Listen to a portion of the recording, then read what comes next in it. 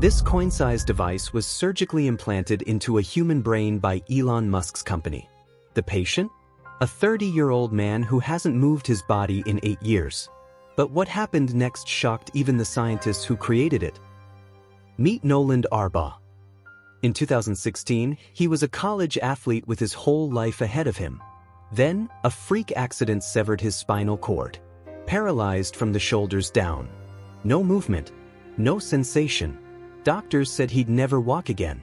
For 8 years, Noland lived in a body that wouldn't respond. He couldn't hug his family. Couldn't feed himself. Couldn't even scratch his own face. Until Elon Musk made him an offer that sounded like science fiction.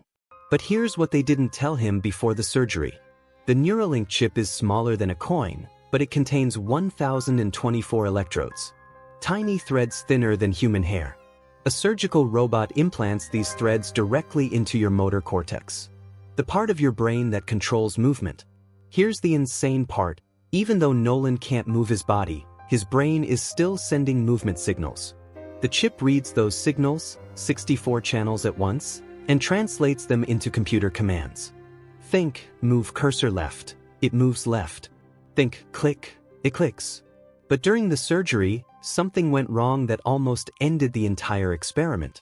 January 2024. Noland becomes the first human to receive a Neuralink implant. The 3-hour surgery goes perfectly. He wakes up. The chip is working.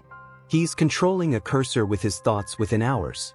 Within days, he's playing online chess, browsing the internet, even playing video games.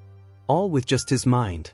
Then, 1 month later, the threads start retracting from his brain tissue. Up to 85% of the threads pull away. The chip is failing, and removing it could cause permanent brain damage. Neuralink engineers had 48 hours to save the implant without another surgery. They rewrote the algorithm, made the chip more sensitive, taught it to work with fewer threads. And somehow it worked. Today, Noland controls his computer faster than most people using a mouse. He's beaten able-bodied players in online games. He's even designing 3D models, all with his thoughts. He calls it life-changing. But here's the question nobody's asking. Is this a medical miracle, or are we opening Pandora's box? The defense says, this technology gives paralyzed people their independence back. Noland can work, create, connect with others. 540,000 people suffer spinal cord injuries every year. This could help millions. But the prosecution warns, we're putting computers inside human brains. What happens when the company updates the software? Who owns your thoughts? What if it gets hacked? And here's the terrifying part. Neuralink's next goal isn't just helping paralyzed patients. They want to put chips in healthy brains to enhance human intelligence. Noland says he'd do it again in a heartbeat. The risks were worth his freedom. But if Neuralink offered you a brain chip, not to fix paralysis, but to make you smarter, faster, more connected, would you take it? Comment your verdict below. And here's what makes this even crazier. Neuralink isn't alone. 3 other companies are racing to put chips in human brains right now. One of them just got FDA approval for trials. By 2030, brain chips could be as common as smartphones. Next week, a deepfake video sent an innocent man to prison for a crime he didn't commit. The evidence looked perfect. The judge believed it.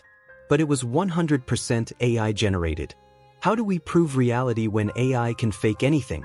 Subscribe to Digital Moral so you don't miss it. And drop your brain chip verdict in the comments. I read every single one. Because the future isn't coming. It's already here.